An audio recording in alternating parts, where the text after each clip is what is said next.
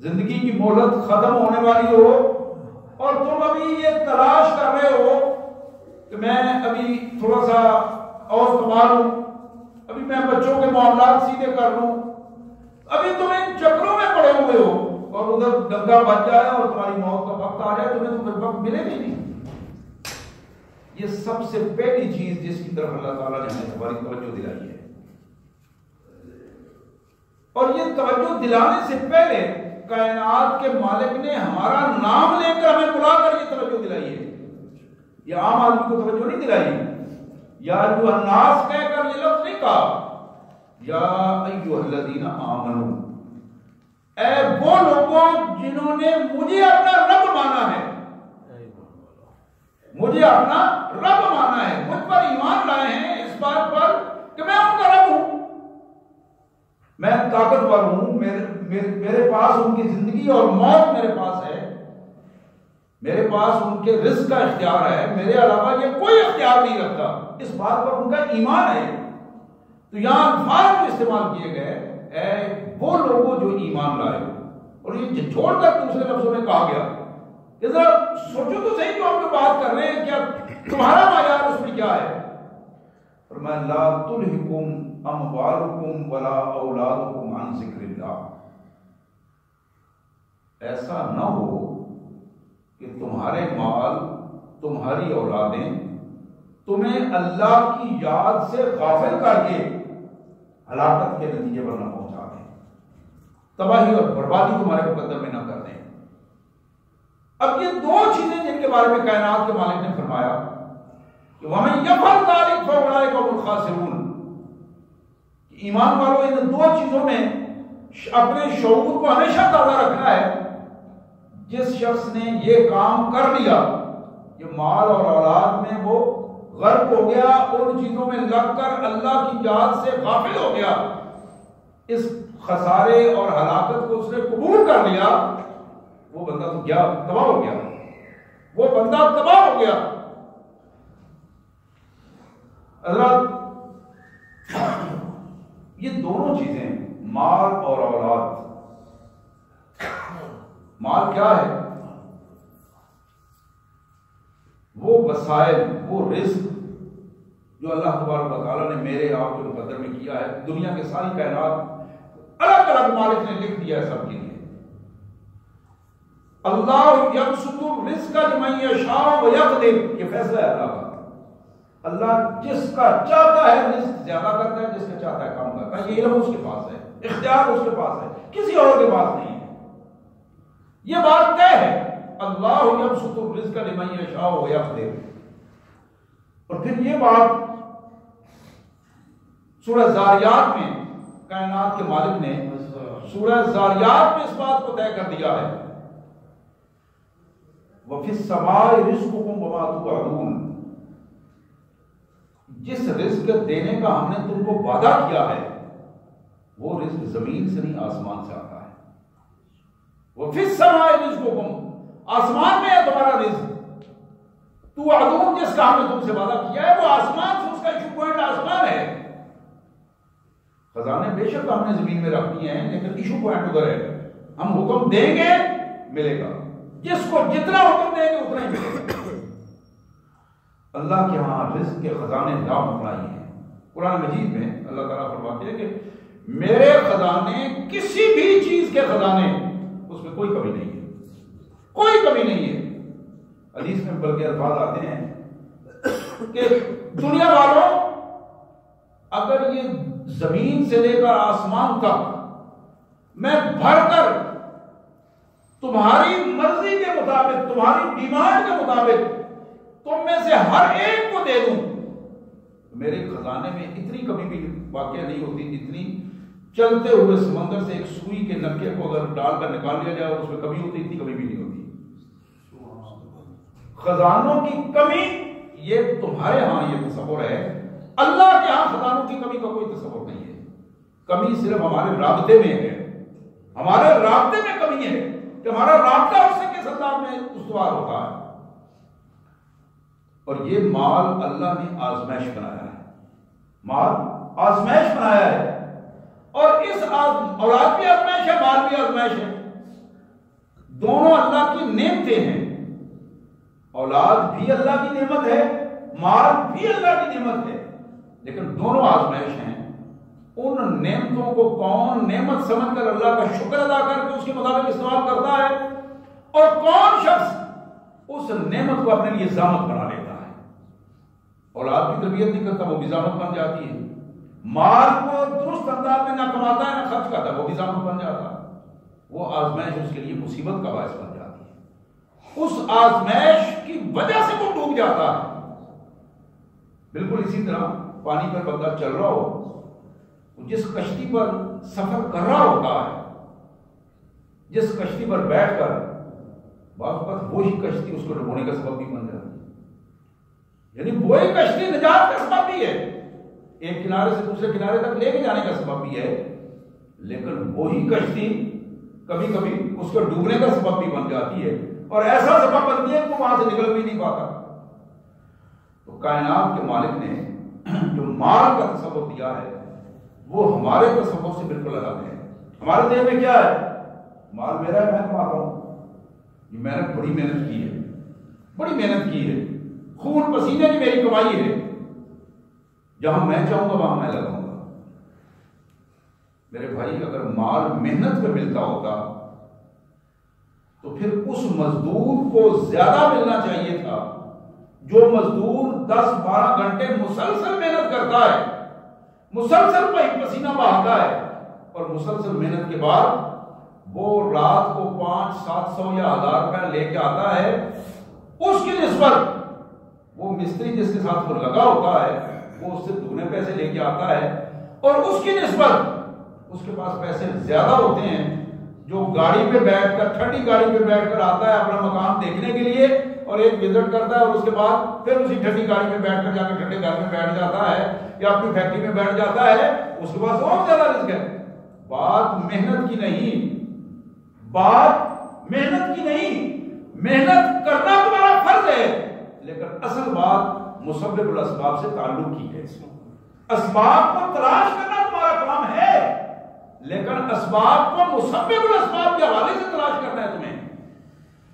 جناب علی کرم اللہ وجہہ، امیر المومنین جناب علی بن طالب رضی اللہ تعالی عنہ فرمایا کرتے تھے، رضینا قسمت الجبار فینا، رضینا قسمت الجبار فینا، لنا علم وللجہال مال، فإن المال یفنی عن قریب وإن العلم یبقی لا یزال.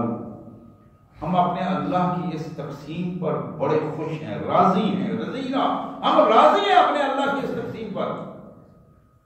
تقسیم کیا ہے؟ لنا علم وللجہال مال. مالک نے ہمیں علم سے نوازا ہے اور جاہلوں کو مال سے نوازا ہے. ہماری آزمائش علم سے ہوئی ہے، ان کی آزمائش مال سے ہوئی ہے. ہم اللہ کی اس تقسیم پہ خوش ہیں. اور آگے وجہ کیا بتاتے ہیں؟ فرماتے ہیں وجہ یہ ہے، فَإِنَّ الْمَالَ يَفْنِي عَنْ قَرِيبٍ. مال جو ہے یہ تو ہاتھوں کی مائل ہے، بہت جلد ختم ہو جانے والا ہے. ادھر سے آتا ہے ادھر چلا جاتا ہے. یفنی عن قریب، بہت جلد فنا ہو جائے گا، ختم ہو جائے گا. کبھی ایک کے پاس ہوتا ہے زیادہ، کبھی دوسرے کے پاس ہوتا ہے، کبھی تیسرے کے پاس چلا جاتا ہے. یہ تو ایسی سرکولیشن ہے. فَإِنَّ الْعِلْمَ يَبْقِي لَا يَزَالُ. اور جس نے علم حاصل کیا ہے، اللہ سے رابطہ کیا ہے، قرآن سیکھا ہے، سنت سیکھی ہے، اس پر عمل کیا ہے، اخلاص کے ساتھ اس لائن پہ آیا ہے، یہ وہ کیفیت ہے جس کو کبھی زوال نہیں ہے. یہ ہمیشہ باقی رہے گا، قبر میں بھی باقی رہے گا، حشر میں بھی باقی رہے گا، کامیابیوں کو ساتھ لے کے یہ چلے گا. حضرات، یہی مال، یہی اولاد جن کے بارے میں خصوصاً ایمان والوں کو خصوصی توجہ دلائی گئی. اب اس توجہ کو ہم کس حد تک، اگلی بات جو میں عرض کرنا چاہتا ہوں، نبی محترم صلی اللہ علیہ وسلم کا ایک فرمان، آپ نے فرمایا کہ جس شخص نے جان بوجھ کر عصر کی نماز قضا کر دی، فوت ہو گئی، اس کی چھوڑ دی. جس شخص نے جان بوجھ کر عصر کی نماز چھوڑ دی، یہ سیاست کی حدیث ہے جو میں بیان کر رہا ہوں. حضور نے فرمایا فَكَأَنَّمَا بُتِرَ أَهْلُهُ بندہ وہ ہے گویا اس نے اپنے ہاتھ سے اپنے مال و دولت اور کاروبار کو آگ لگا دی، اپنے ہاتھ سے اپنے بیوی بچوں کو تباہ کر دیا اس نے، جس نے اثر کی نماز اپنے مال اولاد کی وجہ سے چھوڑ دی، جان بوجھ کر چھوڑ دی اور اس کا وقت نہیں نکالا، گویا وہ تباہ ہو گیا۔ آپ ذرا ان الفاظ پہ غور کیجیے۔ اب یہ اثر کا وقت جو ہوتا ہے، کاروباری لوگ اس میں بڑے مصروف ہوتے ہیں، دکانوں پہ، فیکٹریوں میں، مختلف حوالوں سے۔ بالکل اسی طرح جب اثر کا وقت ہوتا ہے تو بندہ اولاد کی نازنینوں میں بھی مصروف ہوتا ہے۔ جب اپنے تھک ہار کے گھر میں آتا ہے تو پھر بچوں کے میں مصروف ہو جاتا ہے، چونچلوں میں مصروف ہو جاتا ہے، کوئی ڈیمانڈ دے رہا ہے، کوئی ڈیمانڈ دے رہا ہے، کسی کی پوری کر رہا ہے، کسی غلط۔ کائنات کے مالک نے یہاں وہی توجہ دلائی ہے کہ تم جتنے بھی تھکے ہوئے ہو، تم جتنی بھی پریشانیوں میں گھرے ہوئے ہو، تم جس کیفیت میں بھی اپنے آپ کو لے کے آؤ، لیکن ایک بات یہ یاد رکھو کہ کبھی بھی تمہارا رابطہ اپنے مالک سے نہ ٹوٹنے پائے۔ اللہ سے رابطے میں رہو، اور اللہ سے رابطے کا سب سے اہم ذریعہ فرائض کو ادا کرنا ہے۔ فرائض کو ادا کرنا یعنی فرض نماز کو ادا کرنا، فرض زکات کو ادا کرنا، فرض حج کو ادا کرنا، یہ فرائض ہیں۔ جن جن چیزوں کا اللہ نے حکم دے دیا ہے ادا کرنے کا، وہ سارے فرائض ہیں۔ ان فرائض کو ادا کرنا یہ سب سے اہم بات ہے اور اللہ کے غضب سے بچنے والی بات ہے۔ اور جو بندہ فرائض کو چھوڑ دیتا ہے اور وہ نوافل میں اپنے آپ کو نوافل میں لے کر آ گیا ہے، 24 گھنٹے میں کسی وقت اسے نماز پڑھنے کی کوئی ایک نماز پڑھنے کی توفیق ہوتی ہے تو وہ بار نفل پڑھتا چلا جاتا ہے، 2 رکعت نماز نفل، پھر 2 رکعت نماز نفل، پھر 2 رکعت نماز نفل، اور اگلی نماز ہی قضا ہو گئی۔ یہ جا کے 10 نفل پڑھ کے پھر سو گیا، اگلی نماز قضا ہو گئی، صبح کی نماز ہی نہیں پڑھی، عشاء کو 10 نفل پڑھتا رہا۔ یہ جو عشاء کو اس نے 10 20 100 نفل پڑھے تھے وہ سارے ختم ہو گئے صبح کی نماز قضا ہونے کی وجہ سے، اس لیے کہ اس نے فرض چھوڑ دیے۔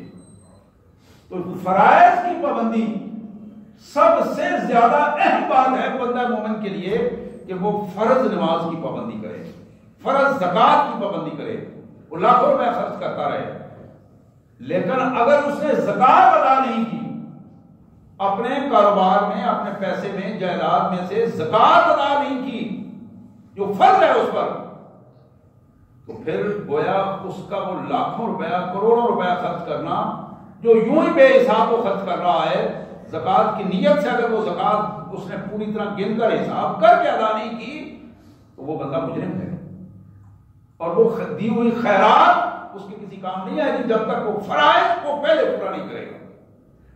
تو میں یہ عرض کر رہا تھا کہ مال کا جو تعین ہے، مال کے حوالے سے جو سوچ پیدا ہے، وہ سوچ یہ ہے کہ یہ میرے مالک کا انعام ہے مجھ پر، یہ میرے مالک کی امانت ہے میرے پاس، یہ میرے مالک کی امانت ہے اور میرے لیے آزمائش ہے۔ اس اللہ کی امانت کو، اللہ کی نعمت کو، اللہ کی دی ہوئی آزمائش کو میں نے اپنے اللہ کی مرضی کے مطابق استعمال کر کے، اللہ کی مرضی کے مطابق استعمال کر کے آخرت کے گھر کو حاصل کرنا ہے۔ یہ ذریعہ اللہ نے بتایا نا کہ آخرت کا گھر لینے کے لیے تم اپنے مال خرچ کرو، اپنی اولادیں خرچ کرو ان کو۔ یہ تمہارے پاس نقد ایک سرمایہ ہے، تمہارے پاس اولاد بھی سرمایہ ہے اور مال بھی سرمایہ ہے۔ اسی طرح نبی محترم صلی اللہ علیہ وآلہ وسلم نے ارشاد فرمایا کہ لوگوں، اللہ کا یہ انعام جو تم پر ہے اولاد کی صورت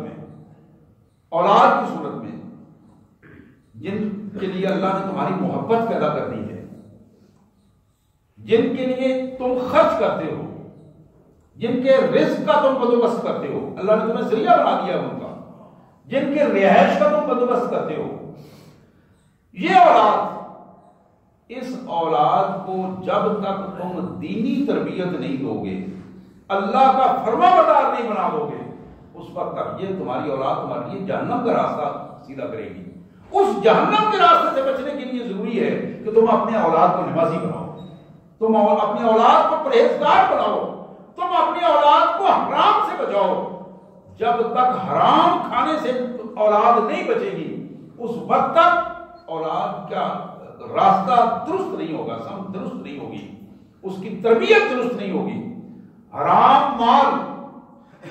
مال وہ چیز ہے کہ انسان کی عبادات کو بھی تباہ کر دیتا ہے۔ محمد کریم رحمت للعالمین صلی اللہ علیہ وآلہ وسلم ایک موقع پر آپ نے ارشاد فرمایا کہ وہ بندہ جس کے کپڑے پھٹے ہوئے ہیں سفر کی وجہ سے، کئی مہینے لگا کر وہ پیدل چل کر آیا ہے مکہ مکرمہ میں اللہ کے حضور حج کرنے کے لیے، اس کا گھر دیکھنے کے لیے، مناسک حج ادا کرنے کے لیے۔ اب جب آیا ہے تو بال مٹی پڑی ہوئی ہے، اڑے ہوئے بال ہیں، کپڑے پھٹے ہوئے ہیں، پاؤں میں چھالے پڑے ہوئے ہیں، بڑی اذیت کے ساتھ۔ یہ وہ دور تھا کہ لوگ بڑی مدت سے دور سے چل کر بڑی مدت لگا کر محنت کر کے حج کرنے کے لیے آیا کرتے تھے۔ تو آپ نے فرمایا ایسا آدمی جو بڑی اذیتوں سے آیا ہے، اور پھر وہ جب کعبۃ اللہ کی زیارت اس نے کی، زمزم کا پانی پیا اس نے، پھر ہاتھ اٹھائے اور کیا کہا، یا رب یا اللہ مجھے معاف کر دے، یا اللہ میرا فلاں گناہ معاف کر دے، مجھے فلاں کچھ عطا کر دے۔ میرے پیارے آقا صلی اللہ علیہ وسلم فرماتے ہیں وَكَيْفَ يُسْتَجَابُ، ایک الفاظ ہے فَأَنَّىٰ يُسْتَجَابُ، اس کی دعا کیسے منظور ہوگی، اللہ کیسے اس کی دعا سنیں گے۔ مطعمہ حرام، اس کا کھانا حرام کا تھا، مشربہ حرام، اس کا پینا حرام کا تھا، وملبسہ حرام، اس کا لباس حرام کا تھا، وغذی بالحرام، یہ جسم جو اس کا بنا ہے، گوشت ہے، خون ہے، یہ تو سارا مال وہ حرام ہی کھاتا رہا، وہ حرام ہی اکٹھا کر کے آج تو ہمارے سامنے آ گیا ہے۔ فَأَنَّىٰ يُسْتَجَابُ،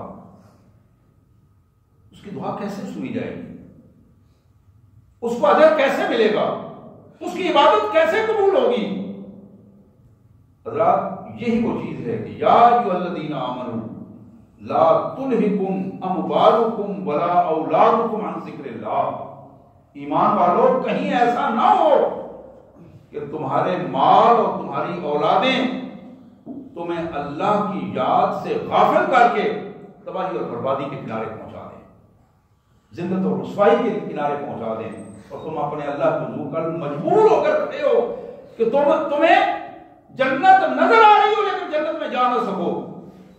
حضرات اسی کیفیت کو محمد کریم جناب رحمت للعالمین سید انسانیت صلی اللہ علیہ وآلہ وسلم نے فرمایا اذا مات الانسان انقطع کل عمل ابن آدم الا بثلاث، یہ بخاری اور مسلم کی حدیث ہے، کئی دفعہ آپ نے سنی ہے، میں آج پھر دوہرا دیتا ہوں۔ موتیں روزانہ ہوتی ہیں، اور اب تو جیسے جیسے آبادیاں بڑھتی چلی جا رہی ہیں، اسی طرح اس دنیا میں آنے کی ریشو بھی تیز ہو گئی ہے اور دنیا سے جانے کی ریشو بھی تیز ہو گئی ہے۔ کبھی آبادیوں میں یہ ہوتا تھا مہینے 2-4 مہینے بعد کوئی ایک آدھ موت ہوتی تھی، اور آنے کا سلسلہ بھی اسی انداز میں تھا۔ اب یہ دونوں کیفیات تیز ہو گئی ہیں، بلکہ اللہ کے نبی صلی اللہ علیہ وسلم نے جو قیامت کے آثار بتائے ہیں، قیامت کے آثار میں بھی یہ چیز شامل ہے۔ اور پھر آپ نے فرمایا کہ قیامت، قرب قیامت کی ایک علامت یہ بھی ہے کہ وقت کی قیمت ختم ہو جائے گی، سال مہینوں میں ڈھل جائیں گے، مہینے ہفتوں میں ڈھلیں گے اور ہفتے دنوں میں ڈھل جائیں گے۔ وہ بندہ کہے گا یہ تو ابھی تو کل کی بات ہے، یہ جمعہ پھر آ گیا، اتوار پھر آ گیا، یہ بندہ حیران ہوگا ابھی تو کل گزرا ہے، آج پھر اب۔ یہ وہ کیفیت، ان کیفیات کو اپنے سامنے رکھیے اور پھر اس حدیث مبارک کو سنیے۔ اذا مات الانسان، جب آدمی موت آ جاتی ہے، اس پر موت طاری ہو جاتی ہے، فوت ہو جاتا ہے، انقطع کل عمل ابن آدم الا بثلاث، بندے کا عمل، اس دنیا میں کیا جانے والا عمل کٹ جاتا ہے، ختم ہو جاتا ہے، اس کا رابطہ اس دنیا سے کٹ جاتا ہے۔ اب وہ عمل نہیں کر رہا، دارالعمل سے سلسلہ ختم ہو گیا، اب وہ سلسلہ دوسرا جہان ہے، دارالجزا ہے. اب موت کے ساتھ ہی اس دنیا میں اس لینے والے سانس کے ساتھ ہی اس کے ختم ہونے کے ساتھ اس کا نظام تبدیل ہو گیا. اب رابطہ کٹ گیا ہے. اس کٹے ہوئے رابطے میں میرے آقا نے فرمایا کہ 3 چیزیں پھر بھی ہیں جو رابطے کا ذریعہ بن جاتی ہیں. میرے اللہ نے پھر بھی 3 چیزیں ایسی رکھ دی ہیں کہ مرنے کے بعد بھی بندے کا ان سے رابطہ رہتا ہے. مرنے کے بعد بھی ان کے لیے اللہ تبارک و تعالیٰ آسانیاں پیدا کرتے رہتے ہیں. اب وہ پہلی چیز جو بتائی صدقۃ جاریہ، سب سے پہلی چیز مال کے حوالے سے بات ہے. صدقۃ جاریہ، اس بندے نے مال اللہ کی رضا کے لیے خرچ کیا اور ایسی جگہ پر خرچ کیا کہ جہاں اس مال سے مسلسل فائدہ اٹھایا جاتا رہا ہے. یہ چیز ہمارے ذہن میں ایک رہنی چاہیے. میں خصوصی توجہ دلاؤں گا میرے لیے بھی، آپ کے لیے بھی، اور میں اپنی بہنوں کو بھی خصوصی توجہ دلاؤں گا، بھائیوں کو بھی، کہ مال جب بھی کوئی آپ نیکی کرتے ہیں خدا را اس نیکی کو اللہ کے لیے خالص بنائیں، اللہ کی رضا کے لیے خالص بنائیں. جب اس میں دکھاوا آتا ہے، ریاکاری آتی ہے، چاہے وہ بالکل تھوڑی سی پرسنٹیج میں کیوں نہ ہو، اب یقین کریں کہ وہ نیکی وبال بن جاتی ہے. بظاہر تو ہم نیکی کر رہے ہوتے ہیں، وہ الٹا عذاب بن جاتی ہے، اللہ کی طرف سے گرفت ہوتی ہے اس پر. خرچ کیے جانے والا وہ مال جو ریاکاری کے لیے خرچ ہو جائے، دکھانے کے لیے خرچ ہو جائے. ہم اکثر یہ کوشش کرتے ہیں کہ پیسہ کسی کو دے رہے ہیں تو تھوڑا فوٹو سیشن ہو جانا چاہیے، لوگوں کو پتہ چل جائے، لوگوں کو پتہ چل جائے، اور اس میں ہمارے اپنے نفس کی تسکین بھی ہو جاتی ہے. فلاں کو پتہ چلے کہ فلاں کی طرف سے یہ مال آیا ہے، فلاں کو پتہ چل جائے کہ فلاں نے یہ مال بھجوایا ہے اور اس نے فلاں لوگوں کو یہ مال تقسیم کیا ہے. حضرات، نبی محترم صلی اللہ علیہ وسلم کا ایک بڑا معروف فرمان، ید العلیٰ خیر من ید السفلیٰ، حدیث کے الفاظ ہیں، اوپر والا ہاتھ نیچے والے ہاتھ سے بہتر ہے، دینے والا ہاتھ لینے والے ہاتھ سے بہتر ہے. یہی ایک سوچ ہے اور خوبصورت سوچ ہے.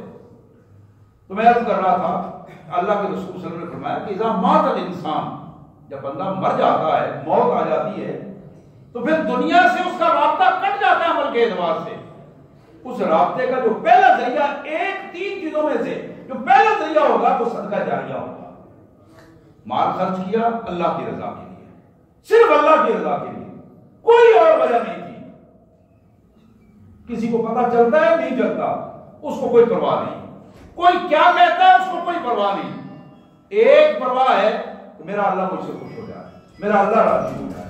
اللہ کی رضا کے لیے اس نے مال خرچ کیا، اور یہ اللہ کی رضا کے لیے جو خرچ کیا ہوا مال ہے، صدقہ جاریہ کی جو کیفیت ہے، محمد رسول اللہ صلی اللہ علیہ وسلم نے فرمایا کہ مرنے کے بعد جب تک اس کے مال سے لوگ فائدہ اٹھاتے رہیں گے، اللہ تعالیٰ قبر میں بھی اس کا اجر اس کو عطا فرماتے رہیں گے.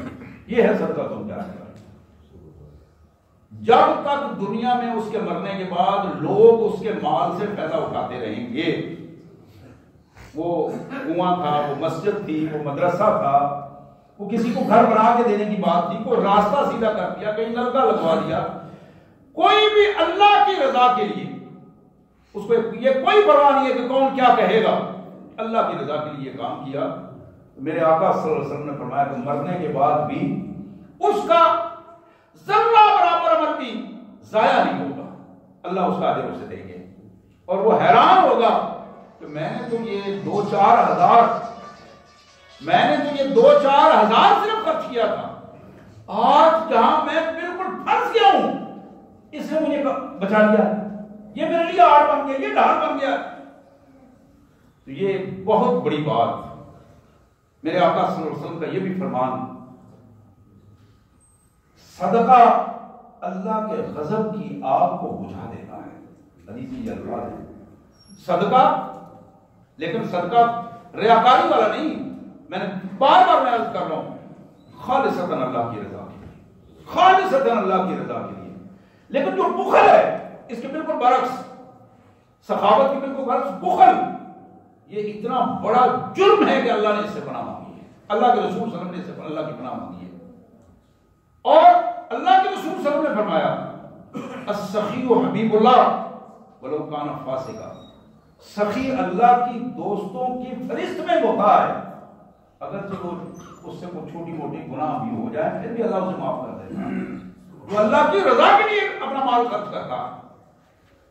والبخیل عدو اللہ ولو کان زاہدا، رات بھر اللہ کے حضور کھڑا ہو کر عبادت کرنے والا وہ زاہد جو دنیا کو چھوڑ کر اللہ کے لیے لگا ہوا ہے، اگر وہ اپنے مال کو اللہ کی رضا کے لیے خرچ نہیں کرتا تو اللہ کی دشمنوں کی فہرست میں اس کا نام ہوگا۔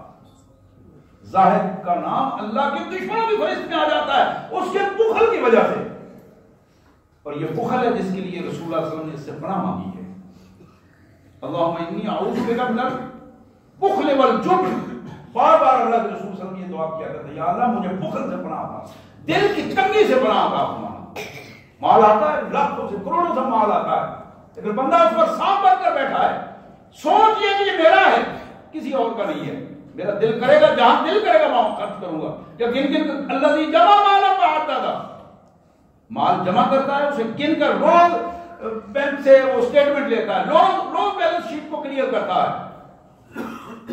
یہ وہ کیفیت ہے جو یہاں اللہ نے فرمایا کہ تمہارے مال تمہارے لیے ذلت اور رسوائی کا سبب نہ بن جائیں، اللہ کی یاد سے غافل کر کے تمہیں پریشانیوں میں نہ ڈال دے اور تمہیں ہلاکت میں نہ ڈال دے۔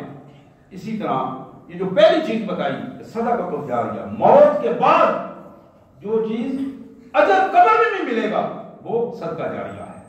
دوسری چیز فرمائی او ولد صالح یدعو لہ، وہ تمہاری نیک اولاد، ولد صالح نیک اولاد جس کی نیکی میں تم نے اپنا کردار ادا کیا ہے، بچے کو شروع سے دین سکھایا ہے، بچے کے آداب سکھائے ہیں، اس کو دینی آداب سکھائے ہیں، اپنی بیٹی کو بیٹے کو گھر میں بیوی کو آداب سکھائے ہیں، وہ آداب جو سکھانے والی کیفیت ہے، وہ جو بچے کو دیندار بنانے والی کیفیت ہے، وہ بچہ نمازی ہے اور باپ فوت ہوا ہے، والدہ فوت ہوئی ہے، وہ نماز پڑھ رہا ہے اور وہ کہہ رہا ہے کہ ربنا اغفر لی ولوالدی، یا اللہ میرے ماں باپ کو معاف کر دے، یا اللہ میرے ماں باپ کو معاف کر دینا، وہ رو رو کر دعا کرتا ہے۔ اب اللہ کے رسول صلی اللہ علیہ وسلم نے فرمایا کہ اس کی یہ دعا اولاد کی، ہم پتہ نہیں کہاں کھے کھاتے پھرتے ہیں دعائیں کروانے کے لیے، اللہ کے بندوں سب سے بڑی دعا تمہارے والدین کی دعا ہے، اپنے والدین سے دعائیں کرواؤ، والدین کی خدمت کرو، جن کی دعا مرنے کے بعد بھی اللہ تبارک و تعالیٰ اس اولاد کو والدین کے لیے صدقہ جاریہ بنا دیتے ہیں۔ تو یہاں اس کیفیت میں کسی کی دعا عمومی انداز میں قبول نہیں ہوتی والدین سے بڑھ کر، والدین کی دعا سب سے زیادہ قبول ہوتی ہے اپنی اولاد کے حوالے سے۔ تو یہاں اس کیفیت کو بتایا گیا کہ اپنی اولاد کی اس نے تربیت کی، اپنی اولاد کو دین سکھایا، اپنی اولاد کو نمازی بنایا، اور نمازی بنا کر جب وہ اتفاق تھا کہ اس کی موت آ گئی، فوت ہو گیا، اب یہ نمازی بچہ اپنے باپ کے لیے دعا کر رہا ہے، اپنی ماں کے لیے دعائیں کر رہا ہے، رو رو کر دعائیں کر رہا ہے، یا اللہ میرے ماں باپ کو معاف کر دینا۔ اب اس کے ماں باپ جو قبر میں ہیں، مرم مٹی کے نیچے ہیں، وہاں انہیں اس کا ادراک ہو رہا ہے کہ وہ ہمارے بچہ جس کو ہم نے یہ سکھایا تھا، آج اس کی دعاؤں کے بدلے میں اللہ تبارک و تعالیٰ نے ہمارے عذاب کو معاف کر دیا ہے، ہمارے لیے قبر کے لیے آسانیاں پیدا کر دی ہیں۔ سید کائنات صلی اللہ علیہ وسلم نے فرمایا تیسری وہ چیز وعلم ينتفع به، اس کا علم، قرآن سیکھا تھا، حدیث سیکھی تھی، دین سیکھا تھا، اخلاص کے ساتھ، یہ فرقہ بندی کی ترویج نہیں کی اس نے۔ آج بہت بڑی ذلت اور رسوائی کی پوزیشن ہے، اور شیطان نے ہمیں تقسیم کر کے کلمہ پڑھنے والوں کو تقسیم کر کے بستوں کی ہاتھ بندیاں کروا کے تقسیمیں کر کے وہاں پہنچا دیا ہے کہ ہم دین کے اصل حقیقت کو بھول گئے ہیں۔ دین صرف اللہ کے قرآن کا نام ہے، محمد رسول اللہ صلی اللہ علیہ وسلم کے مبارک طریقے کا نام دین ہے۔ دین حضرات کسی بھی فرقے کے نام کا نام دین نہیں ہے، دین اسلام ہے اور اس کو ماننے والے کا نام مسلمان ہے۔ یہی قرآن و سنت ہمارے سامنے چیز رکھتا ہے۔ وعلم ينتفع به، جس نے علم حاصل کیا اور وہ علم اللہ کی رضا کے لیے، اللہ کی رضا کے لیے، اللہ کو خوش کرنے کے لیے محمد رسول اللہ صلی اللہ علیہ وسلم کے طریقے کے مطابق زیادہ سے زیادہ لوگوں تک پہنچایا۔ ہمیں دین کی بات کرتے ہوئے لوگوں میں بیٹھ کر شرم آتی ہے، ہم شرم محسوس کرتے ہیں کہ کہیں خوشی غمی کی کوئی پوزیشن ہو تو دین کی بات۔ اب خوشی میں ڈھول بجانا ہم شرم محسوس نہیں کرتے، گانا سننا شرم محسوس نہیں کرتے، بے حیائی کی باتوں کو سننا شرم محسوس نہیں کرتے، لیکن اگر کوئی بندہ کھڑا ہو کر کوئی دین کی بات کرتے ہوئے یہ موقع ہے بات کرنے کا، دیکھو شادی کے موقع پر یہ ابھی مولوی صاحب مسئلے لے کر بیٹھ گئے ہیں، یہ کہانیاں سنانی شروع کر دی ہیں اس نے۔ حالانکہ شادی بیاہ خوشیاں بندہ مومن کی خوشیاں عبادت ہیں، وہ عبادت تبھی بنتی ہیں جب ان کو عبادت کے سٹائل میں کیا جائے، عبادت کے انداز سے انہیں اختیار کیا جائے۔ تو اللہ کے رسول صلی اللہ علیہ وسلم نے فرمایا وَعِلْمٌ يُنْتَفَعُ بِهِ، اس مرنے والے کا علم اس نے شاگردوں کی صورت میں چھوڑا، اس نے کتابوں کی صورت میں چھوڑا، لوگوں سے ملاقاتوں کی صورت میں چھوڑا۔ اگر کوئی بندہ ایک بھی اس نے دین کے مطابق ڈھال دیا، اس کے اندر سے تعصبات کو کھرچا اور خالص قرآن اور سنت کے مطابق اس کو لے کے آیا، تو یہ بندہ جس کو اس نے درست کرنے کی کوشش کی تھی، کل اس کی قبر میں اس کی وجہ سے اللہ تعالیٰ روشنی پیدا کل اس کے لیے حشر میں اس کے لیے نجات کا باعث بن جائے گا۔ حضرات یہ وہ انداز ہے کہ اگر آج ہمیں اس کا احساس ہو جائے، اور یہ تھوڑی سی زندگی نہ جانے یہ زندگی کس موڑ پر ختم ہو جانی ہے اور نہ جانے کیسے ختم ہونی ہے، کسی کو کوئی پتہ نہیں ہے۔ ایک لمحہ پہلے تک کسی کو کوئی پتہ نہیں ہوتا کہ کیا ہونے والا ہے۔ اس سے پہلے اپنے آپ کو بچانے کی ضرورت ہے، اور اس انداز میں بچانے کی ضرورت ہے۔ آئیے میں آپ کو نبی رحمت صلی اللہ علیہ وسلم کی ایک اور حدیث مبارک سناؤں۔ اللہ کے پیارے رسول صلی اللہ علیہ وسلم نے فرمایا اذا ظہر الزنا والربا فی قریۃ فقد احلوا بانفسهم عذاب اللہ۔ یہ مستدرک حاکم کی اور ترغیب و ترہیب کی یہ حدیث مبارک کہ لوگوں آبادیوں کے ذمہ دار جب اپنی آبادیوں کو درست نہیں رکھتے، کسی بھی آبادی کو درست رکھنے کے لیے ذمہ داری وہاں کے وڈیروں کی ہوتی ہے، وہاں کے کھاتے پیتے لوگوں، قرآن بار بار اس کا مترفین کو کہتا ہے، یہ جو مترفین ہیں وہاں جن کی بات چلتی ہے اپنی آبادیوں میں، ان کی گرفت سب سے زیادہ ہوگی آبادیوں میں۔ اللہ کے رسول صلی اللہ علیہ وسلم نے فرمایا کہ جب بدکاری، زنا، بے حیائی، فواحش عام ہو جاتے ہیں، جب سود عام ہوتا ہے، معاشی لین دین کو بیدار روی سے لین دین کیا جاتا ہے، یہ دو چیزیں اگر کسی آبادی میں بڑھ جاتی ہیں، حد سے زیادہ ہوتی ہیں، بے حیائی، بدکاری، زناکاریاں، اور پھر سودی معیشت، حرام کاریاں سود کے حوالے سے، اللہ کے رسول صلی اللہ علیہ وسلم نے فرمایا کہ یہ وہ آبادی کے بسنے والے لوگ ہیں کہ جن لوگوں کو اللہ تبارک و تعالیٰ کا عذاب ان پر حلال ہو جاتا ہے، اللہ کا حق بنتا ہے کہ ان پر ضرور عذاب کرے۔ اللہ تعالیٰ ہمیں ان کیفیات سے محفوظ فرمائے۔ سید کائنات صلی اللہ علیہ وسلم نے ارشاد فرمایا، ایک اور اہم بات جو اس حوالے سے میں آپ کے سامنے رکھوں، یہ بھی حدیث مبارک بڑی اہم حدیث مبارک ہے، کتب صحاح میں یہ حدیث مبارک ومن قال فی مومن ما لیس فیہ اسکنہ اللہ ردغۃ الخبال حتی یخرج مما قال، کہ جس معاشرے میں دوسروں کو ذلیل و رسوا کرنے کی عادت بن جائے، دوسروں کو ذلیل و رسوا کرنے کی عادت بن جائے، الزام کر کے دوسروں کو ذلیل کرنا، خواہ دوسرے کے بارے میں باتیں بناتے رہنا، اللہ کے رسول صلی اللہ علیہ وسلم نے فرمایا کہ وَمَنْ قَالَ فِي مُؤْمِنٍ مَا لَيْسَ فِيهِ، جس نے کسی بھی اپنے مسلمان مومن بہن بھائی کے بارے میں ایسی بات کہی جو اس میں نہیں تھی، ایسی بات کہی جو اس میں نہیں تھی، سنی سنائی بات آگے چلا دی، اندازہ یہ ہوئے گا، سنی سنائی بات، مومن مرد یا عورت کسی بہن بھائی کے بارے میں ایسی بات کہی جو اس میں نہیں تھی، اللہ فرماتے ہیں، اللہ کے رسول فرماتے ہیں کہ قیامت کے دن اللہ تعالیٰ جہنم کے اس نچلے درجے میں پھینک کر اس کو ان مجرموں کے زخموں سے جو پیپ نکلے گی اس پیپ میں اسے اس کو کھانے پر مجبور کر دیں گے اور اسی میں وہ رہے گا یہاں تک کہ وہ اللہ تعالیٰ اپنی مرضی سے اسے نکالیں اور اس کو معاف کر دیں. یا دنیا میں اگر وہ شخص اس سے جا کے معافی مانگ لے اور اپنا رویہ درست کر لے تو اللہ تعالیٰ اس کے لیے آسانی پیدا کر دے. حضرات یہی سب سے اہم بات ہے. یہ معاشرے میں مال اور اولاد کے حوالے سے اپنے آپ کو احساس پیدا کر دینا اور آخرت کی زندگی کو محفوظ کرنا اور یہ جو دوسروں کی عزتوں پر حملے کرنا معاشرے میں یہ سب سے زیادہ پراگندہ کرنے والی چیز ہے. تیسری چیز میں نے جو آپ کے سامنے عرض کی اللہ سے رابطہ رہنا ذکر اللہ کی یاد رہنا. بندہ کسی حال میں بھی ہو وہ اپنے اللہ سے غافل نہ ہو. اللہ کی محبت اللہ کا خوف اللہ سے تعلق اللہ کی یاد اور فرائض کی پابندی اور کبیرہ گناہوں سے بچنا یہ بندہ مومن کا شعار ہے.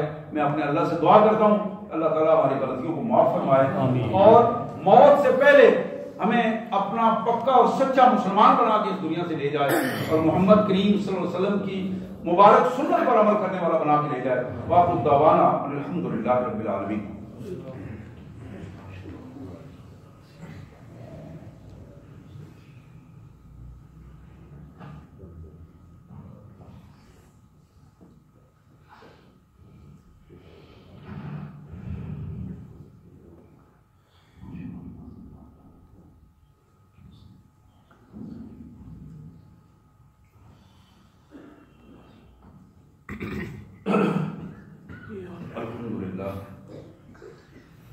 الحمدللہ رب العالمین والصلاة والسلام علی سید الامین. اما بعد یا معاشر المسلمین قال اللہ تبارک و تعالی فی الکلام المجید والفرقان الحمید ان اللہ وملائکتہ یصلون علی النبی یا ایھا الذین آمنوا صلوا علیہ وسلموا تسلیما. اللہم صل علی سیدنا و مولانا عبدک و رسولک و حبیبک محمد النبی الامی وعلی آلہ و اصحابہ و ازواجہ و بناتہ و بارک وسلم. اللہم صل علی جمیع الانبیاء والمرسلین وعلی الملائکۃ المقربین وعلی سائر الصحابۃ والتابعین وعلی عباد اللہ الصالحین. اللہم انصر الاسلام والمسلمین اللہم اقتل الکفر والکافرین والمنافقین یا ارحم الراحمین.